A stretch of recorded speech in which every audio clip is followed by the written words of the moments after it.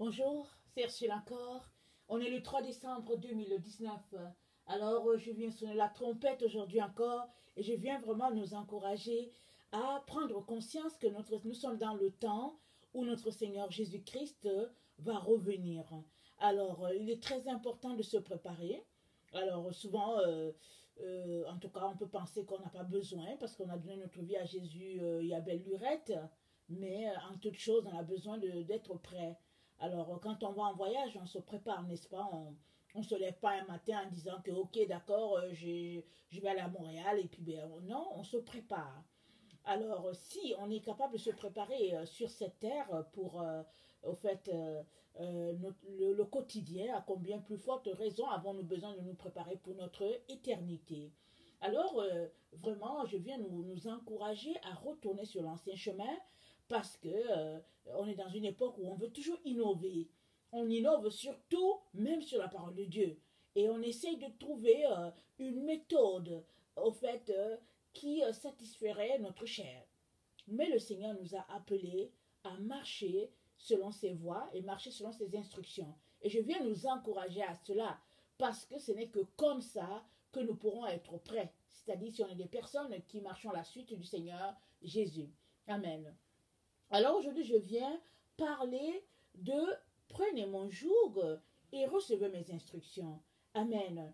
Alors, c'est euh, une base que le Seigneur nous a donnée, à savoir que si on veut vraiment marcher avec lui, on a besoin de recevoir ses instructions à lui. Alors souvent, au fait, on décide, on s'engage à marcher avec le Seigneur, mais on porte le joug de quelqu'un d'autre. Et on marche avec le Seigneur. Et on marche, on a des fardeaux sur nous. Alors, le joug, c'est quoi? C'est un poids. Alors, écoutez, si vous voyez un peu dans le temps passé, quand les animaux, en tout cas, on les amenait au champ ou bien pour travailler, en tout cas récolter. Souvent, il y avait on mettait souvent deux bœufs. Et cette planche-là, ou ce bois, qui les mettait ensemble et qui faisait qu'ils marchaient au même pas afin de travailler ensemble, ça, c'est un joug. Alors, c'est de l'esclavage parce que deux animaux, ils sont ensemble, là, ils sont en train de travailler. Et quand bien même l'autre, ça ne le tente pas d'avancer, il est obligé d'avancer parce que l'autre est déjà en avant. Et s'il ne va pas dans la même direction ou bien au même rythme que l'autre, il peut se faire mal lui-même. Alors, donc, ils sont comme pris à aller au même rythme, à faire les mêmes choses jusqu'à ce que cette corvée la finisse. Alors, Jésus-Christ nous dit que il nous encourage à porter son joug à lui et à recevoir ses instructions à lui. Parce que son joug est léger, son fardeau est doux. Ce n'est pas lourd, ce n'est pas un esclavage qui abat, ce n'est pas une situation où on est dépendant à tel point que finalement on ne s'en sort pas. On est dépendant de Jésus, mais pour la liberté, pour la délivrance, pour la victoire, marchant dans la lumière. En cela, Jésus-Christ nous encourage à avoir son joug à lui. Amen. Alors j'aimerais ça qu'on lise Matthieu 11, le verset 27 à 29. Matthieu 11, le verset 27 à 29.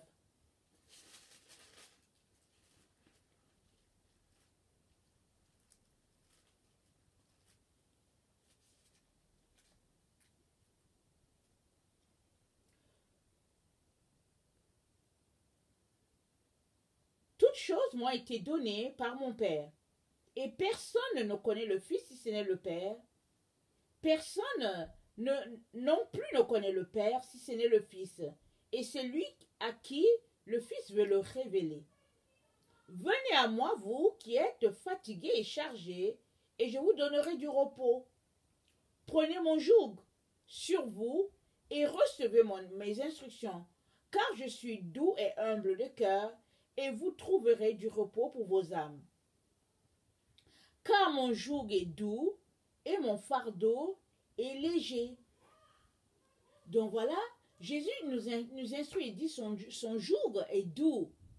Il est en train de dire que ce bois-là, cette planche-là, qu'on met sur les bœufs là, et puis qui est lourd, vraiment, c'est vraiment quelque chose de très lourd. Parce que je me rappelle que quand je voyais mon grand-père, en tout cas, mettre tout cet arsenal-là pour que pour que les bœufs puissent aller travailler dans le champ, les bois étaient lourds, c'était vraiment quelque chose de très très lourd. Alors imaginez ça sur un être humain. Ou bien même, n'allons pas très loin, regardons un peu les archives en ce qui concerne l'esclavage. Souvent, on les liait les uns aux autres, pardon, avec des choses au cou. Et ça, c'était lourd. Si l'autre tombait, surtout dans le cas de l'esclavage, s'il y a un qui tombait, le poids, c'est l'autre qui était debout qui subissait ce poids-là. C'était lourd. Et Jésus dit, recevez mon joug à moi, parce que c'est léger. Alors, pourquoi est-ce que le joug de Jésus est léger? Son joug est léger parce que le seul fardeau que Jésus-Christ met sur toi, c'est d'aimer Dieu de tout ton cœur et puis d'aimer ton prochain comme toi-même. Ça, c'est le seul fardeau. Et ça, c'est pas un fardeau. Parce que c'est la preuve, c'est le chemin, au fait, qui mène au ciel. C'est la preuve que tu aimes Dieu si... Non, c'est la preuve que tu appartiens à Dieu si tu l'aimes. Alors Jésus-Christ dit, aime le Seigneur ton Dieu de tout ton cœur, de toute ton âme et de toute ta force, et aime ton prochain comme toi-même. Il dit, voilà, il a résumé le tout en cela. Il a dit, il y a 2 commandements. Et tout cela là, ça résume la loi et les prophètes. Alors si tu es capable d'aimer Dieu de tout ton cœur, si tu es capable de le placer en priorité dans tout ce que tu fais, et que cet amour-là que tu as pour Dieu se manifeste de façon horizontale envers ton frère ou ta soeur, Jésus-Christ dit, voilà, au fait, son joug à lui. C'est léger, c'est une vie d'amour, une vie de compassion, une vie versée dans la lumière, une vie pour ta délivrance à toi. Amen. Et c'est là l'ancien chemin. Ce chemin-là que seuls ceux qui appartiennent à Dieu empruntent. Parce que on est plusieurs qui nous réclamons du Seigneur, n'est-ce pas? Mais souvent, quand on regarde, on peut voir que non, celui-là, il dit qu'il est de Dieu, mais il ne marche pas selon Dieu, il marche selon la vanité de ses pensées. Ou bien celui-là, il dit qu'il est de Dieu, mais il ne marche pas selon Dieu, il marche, il est en train de suivre un prophète qui fait des faux miracles, exemple, des choses comme ça. Mais Jésus te dit, si tu marches selon lui, en portant son joug à lui, tu peux être sûr que tu vas arriver à bon port. Amen. Alors, regardons Ésaïe 30, le verset 16. Ésaïe 30, le verset 16. Commençons au verset 15. Car ainsi a parlé le Seigneur, l'Éternel, le Saint d'Israël. C'est dans la tranquillité et le repos que sera votre salut. C'est dans le calme et la confiance que sera votre force. Mais vous ne l'avez pas voulu. Vous avez dit non, nous prendrons la course à cheval. C'est pourquoi vous fuirez à la course. Nous monterons des coursiers légers. C'est pourquoi ceux qui vous poursuivront seront légers. 1000 fuiront à la menace d'un seul, et à la menace de 5 vous fuirez, jusqu'à ce que vous restiez comme un signal au sommet de la montagne, comme un étendard sur la colline. Alors ça c'est, Ésaïe c'est un livre messianique, et ça parle de ce groupe-là, les restes d'Israël, qui vont se retrouver à subir vraiment des situations difficiles jusqu'à ce qu'ils trouvent le repos en Sion. Parce que le repos se trouve en Sion, comme dit la parole de Dieu, et Sion ça fait référence à la cité de Dieu. Alors regardons, je pense, psaume 2, si j'ai bonne mémoire, c'est le psaume 2, le verset 6, ça dit c'est moi qui ai oint mon roi sur Sion, ma montagne sainte. Je publierai le décret. L'Éternel m'a dit, tu es mon fils, je t'ai engendré aujourd'hui. Demande-moi et je te donnerai les nations pour héritage, les extrémités de la terre pour possession. Tu les briseras avec une verge de fer, tu les briseras comme le vase d'un potier. Et maintenant, toi, Et maintenant, roi, conduisez-vous avec sagesse. Juge de la terre, recevez instruction. Servez l'Éternel avec crainte et réjouissez-vous avec tremblement. Baisez le fils de peur qu'il ne s'irrite et que vous ne périssiez dans votre voie, car sa colère est prompte à s'enflammer. Heureux tous ceux qui se confient en lui. C'est en Christ que nous sommes appelés à nous confier. Encore, Jésus nous pointe vraiment à la montagne de Sion. Pourquoi? Parce que c'est de là, Jésus vient, il vient de la tribu de Juda. C'est là que se trouve le repos, en notre Seigneur. Ce n'est pas ailleurs. Ce n'est pas dans la vanité de nos pensées. Ce n'est pas dans toutes ces choses-là que nous faisons, espérant trouver le repos. Le repos se trouve en Jésus. Et il nous encourage encore en ce jour à retourner sur l'ancien chemin et à rechercher vraiment sa présence, parce que c'est là que se trouve le véritable repos. Amen. Alors, Ésaïe 28, le verset 12. Ésaïe 28, le verset 12.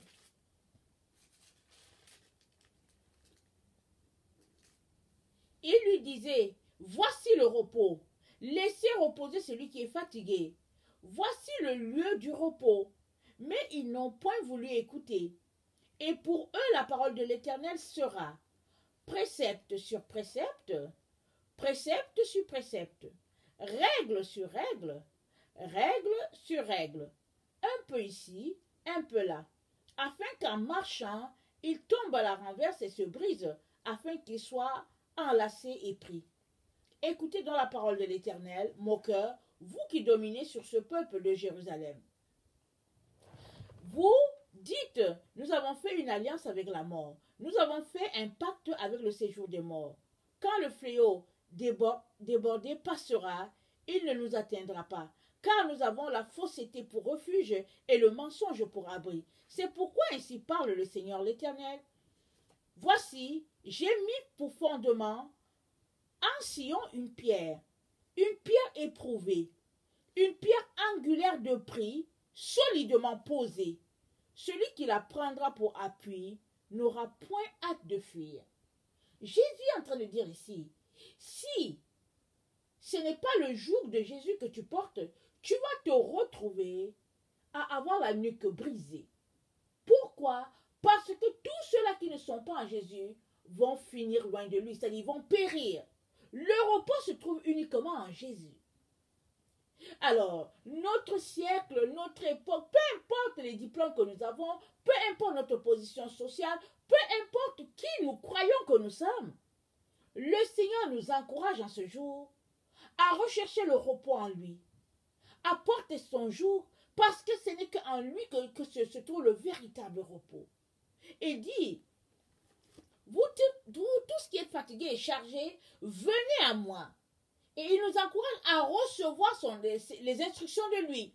Évidemment, si tu acceptes Jésus dans ta vie et que tu marches selon les instructions de Jésus, tu vas voir que les instructions de Jésus ne sont que liberté, prospérité pour ton âme. Parce que Jésus se préoccupe de notre âme. Il ne veut pas que notre âme périsse en enfer. Et il nous donne la direction. Parce qu'il a pourvu pour que cela soit possible pour toi et moi d'être libérés de tout fardeau et de vivre vraiment dans la victoire à tous les jours. Mais il faut que tu acceptes de laisser de côté tes fardeaux, ce que tu considères, et que tu te tournes vers la direction que Jésus-Christ t'indique. Amen. Jérémie 2, le verset 13.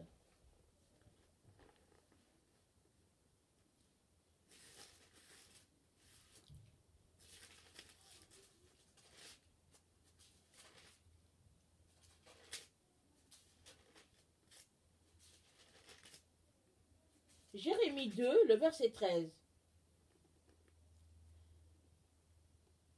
Car mon peuple a commis un double péché. Ils m'ont abandonné, moi qui suis une source d'eau vive, pour se creuser des citernes crevassées, qui ne retiennent pas l'eau. Israël est-il un esclave acheté ou né dans la maison? Pourquoi donc devient-il une proie? Contre lui, les lionceaux rugissent, poussent leurs cris, et ils ravagent son pays. Ses villes sont brûlées et il n'y a plus d'habitants. Même les enfants de Noph et de Tachpanès te briseront le sommet de la tête. Cela ne t'arrivera-t-il pas parce que tu as abandonné l'Éternel ton Dieu lorsqu'il te dirigeait dans la bonne voie? L'Éternel est en train de nous diriger dans la bonne voie. À partir du jour où tu as donné ta vie à Jésus-Christ, Jésus a pourvu pour que tu aies instruction. Tu as sa parole. La parole est là pour que tu la lises, pour que tu la médites, pour que tu prennes un temps de communion avec Dieu. Quand bien même tu n'aurais pas quelqu'un à côté de toi pour t'aider, le Saint-Esprit est là pour t'enseigner dans la vérité. Alors, ne néglige pas la direction du Seigneur. La lumière du Seigneur, ne la néglige pas, parce que c'est là que se trouve ton repos. C'est là que se trouve ta délivrance. Parce que la Bible nous dit dans le psaume 19, ta parole est une lampe à mes pieds et une lumière sur mon sentier. La même parole nous dit que la véritable lumière venue du ciel, c'est Jésus. C'est lui qui nous éclaire. C'est lui qui, étant dans la présence du Père, est venu jusqu'à nous, nous révéler le Père. Et qui nous a montré comment vivre pour retourner à ce Dieu-là. Et il nous a montré à vivre non dans l'opulence, non dans vraiment la satiété matérielle, mais il nous a appris à renoncer à la chair afin de vivre uniquement par l'esprit. Parce que c'est la vie qu'il nous a montré, c'est ce qu'il a vécu. Il a quitté sa gloire. Il est venu sur cette terre, il est né dans une étable, et vraiment, Jésus a vécu comme une des personnes les plus pauvres de son temps. Il s'est dépouillé de tout cela pour t'enrichir, toi et moi. Et il est donc important que toi aussi, tu puisses te dépouiller de tout ce que tu considères pour enrichir quelqu'un d'autre. C'est ça, en fait, la vie de Christ en nous. C'est Jésus-Christ a dit quoi? Il a dit, mes disciples vont faire ce que moi j'ai fait. Il dit, s'ils m'ont persécuté, ils vous persécuteront. S'ils m'ont aimé, ils vous aimeront. Alors nous sommes appelés à marcher à la suite de notre Seigneur. Si c'est pas ce que nous embrassons comme vie, alors le danger nous guette à quelque part sur cette terre, évidemment, et puis dans l'éternité, nous serons séparés de Dieu à tout jamais. Il n'y a pas de demi-mesure, c'est-à-dire qu'il n'y a pas, on n'embrasse pas le Seigneur Jésus à moitié. On l'embrasse à 100% ou on ne l'embrasse pas du tout. Et le Seigneur nous indique la voie par excellence. L'ancien chemin, c'est là que les choses se passent. C'est encore le même chemin. Dieu a montré ce chemin-là à Israël. Il a montré ce chemin-là à ceux qui nous ont précédés comme Enoch, Noé. Il a montré ce chemin. Il nous le montre encore aujourd'hui au XXIe siècle. C'est le même chemin, il n'y a pas un autre. Ne te laisse pas tromper. Ne te laisse pas leurrer. Pensant que tu peux outrepasser les lois de l'Éternel, ou bien tu peux outrepasser les indications de ton Seigneur. Ce n'est pas possible. Parce que on sera jugé sur la même parole. C'est la parole qui nous jugera. Cette même parole-là, qui a été prononcée dans l'Ancien Testament, elle a été vraiment accomplie dans le Nouveau Testament. Et quand on prend les deux testaments, le Nouveau ne fait que ce n'est que la suite de l'Ancien. Alors, il n'y a pas moyen de faire les choses de manière différente en disant que non, en fait, au XXIe siècle, ce n'est pas comme avant. Ce n'est pas possible. Et Jésus t'encourage à recevoir ces instructions. Recevoir, qu'est-ce que ça veut dire?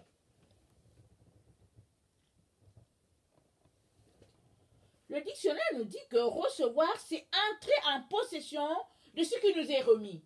Jésus nous a donné des instructions, mais si tu n'entres pas en possession de cela, tu ne les reçois pas.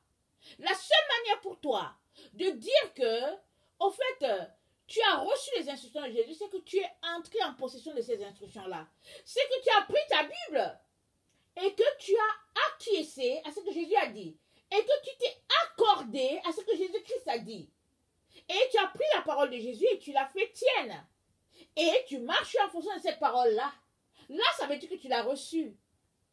Mais si tu lis la parole, et puis il y a des parties qui t'arrangent, tu dis, ok, ça, je prends ça, merci Seigneur, alléluia.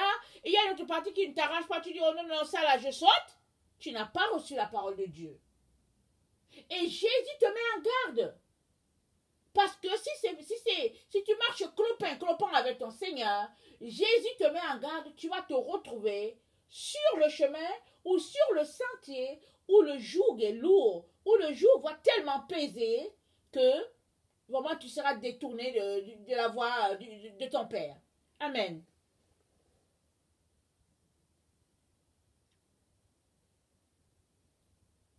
Les instructions de Jésus sont un trésor pour tous ceux-là qui cherchent à connecter à lui. Parce que c'est libérateur. Et souvent on lit la Bible, on dit, est-ce que ce n'est que ça qu'il veut dire ou bien qu'est-ce qui est compliqué? Très très souvent, ceux-là qui sont nés dans les familles chrétiennes ont la difficulté à apprécier ce que Jésus-Christ a dit. Pourquoi? Parce qu'ils sont nés dedans. À force de marcher sur l'or tout le temps, souvent on finit par ne plus voir la valeur de cet or-là. Mais ceux-là qui n'avaient pas le Seigneur, exemple les musulmans, qui passent leur temps à faire 5 prières par jour, qui passent leur temps à faire le carême pour éliminer leur faute, des choses comme ça, quand ils parviennent à la connaissance du Seigneur Jésus, ou bien quand ils donnent leur vie à Jésus, ils réalisent le joyau qu'ils ont et ils font très très attention pour ne pas blesser leur Seigneur. Quand tu les vois mener leur vie, leur chrétienté, tu te rends compte que toi, au fait, tu ne l'as pas, au fait. Alors, Jésus nous encourage à ne pas mépriser ce que le Père nous a donné.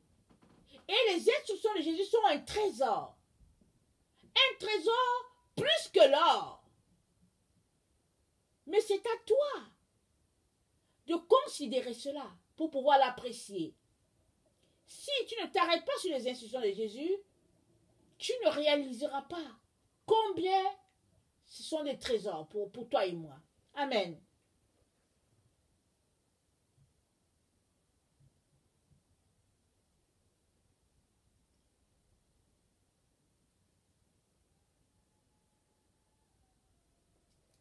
L'invitation de Jésus est accompagnée de promesses. On va retourner dans Matthieu 11, le verset 29.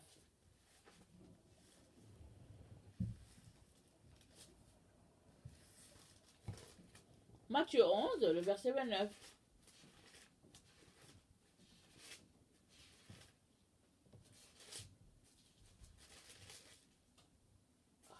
Excusez-moi. Verset 28. Venez à moi, vous tous qui êtes fatigués et chargés, et je vous donnerai du repos. Prenez mon joug sur vous et recevez mes instructions, car je suis doux et humble de cœur, et vous trouverez du repos pour vos âmes. Voici la promesse. Il y aura du repos pour ton âme si tu prends l'instruction de Jésus. Et une âme au repos, c'est une âme qui ne se soucie de rien. C'est une âme tranquille, une âme qui vit paisible. Et en ce temps, nous sommes. Ce que l'ennemi cherche, au fait, c'est de nous enlever, la paix. Par toutes sortes de situations. Et Jésus-Christ a dit quoi? Il dit, recevez ma paix. Il dit, je vous la donne, non pas comme le monde la donne. Il dit, recevez ma paix. Et la paix de Jésus, c'est ce qu'il y a de plus précieux.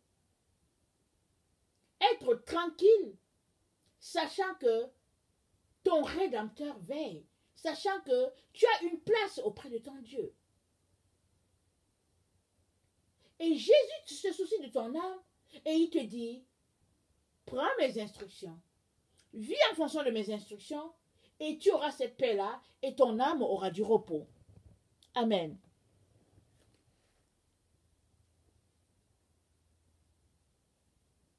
Le psaume 45, le verset 5.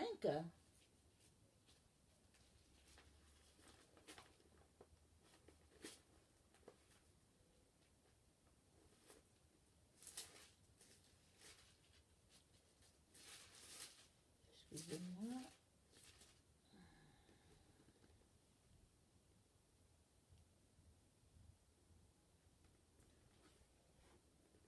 vaillant guerrier, cinq ton épée, ta parure et ta gloire. Oui, ta gloire, sois vainqueur, monte sur ton char, défends la vérité et la douceur et la justice, et que ta droite se signale par de merveilleux exploits. Voilà un peu c'est quoi avoir du repos en Jésus.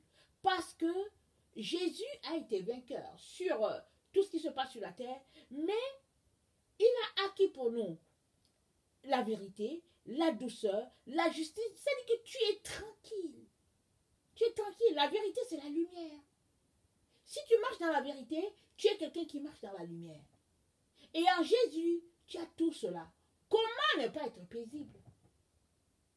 Comment ne pas être tranquille? Parce qu'il y a des gens qui sont perturbés à longueur de journée.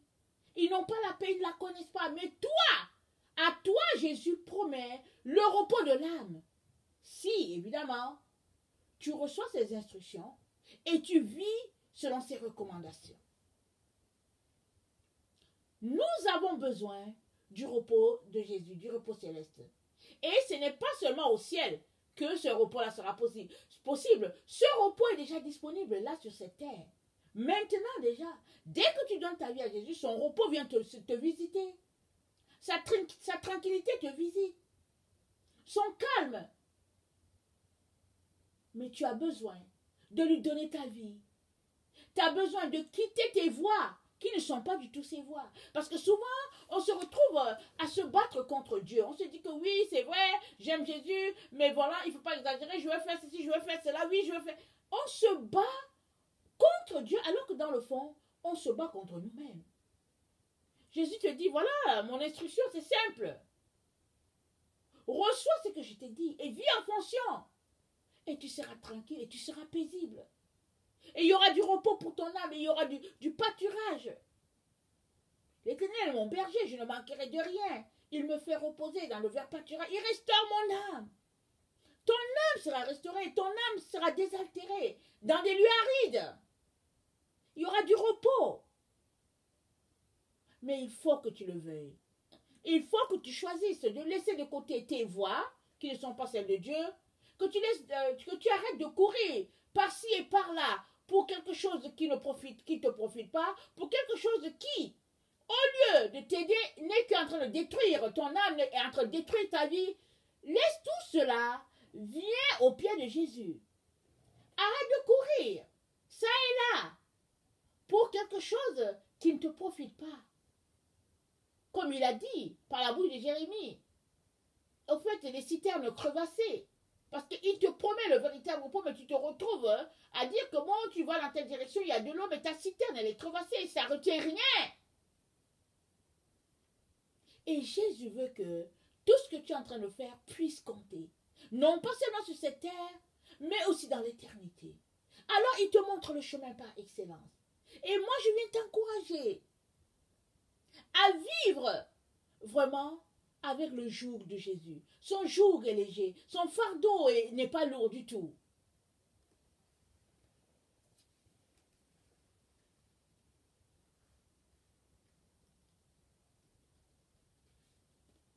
Que le Seigneur nous donne d'arrêter de vivre selon nos passions à nous, selon nos désirs, selon les recommandations des humains. Écoutez, Jésus a dit, maudit soit l'homme qui se confie en l'homme. Il y a des personnes qui ne vivent pas pour elles-mêmes ou bien par elles-mêmes. Il y a toujours quelqu'un qui est là pour leur dire quoi faire. La seule personne qui devrait te dire quoi faire, c'est Jésus-Christ. Son esprit est là. Son Saint-Esprit est là. Évidemment, il peut placer des personnes devant toi. Et ces personnes-là vont te diriger vers Jésus. Et quand Jésus place des personnes devant toi qui te dirigent vers lui, ces personnes-là, au fait, ne comptent pas comme des personnes qui sont en train de te détourner de Dieu. Non. C'est peut-être le canal que Dieu a utilisé. Mais si tu rends compte qu'une personne est là, et au lieu de te diriger vers Jésus, cette personne te dirige vers elle-même ou bien vers autre chose, fuis. Fuis. Parce qu'il s'agit que tu puisses te connecter à Jésus et à Jésus seul. Et non à une dénomination, et non à une doctrine. Non. Il s'agit de se connecter à Jésus parce que c'est en lui que se trouve la liberté. La véritable liberté, le bonheur. Amen. Que le Seigneur bénisse sa parole. Qu'il nous fortifie et qu'il nous donne de faire les bons choix. Soyez bénis, je vous aime beaucoup et Dieu davantage. Merci.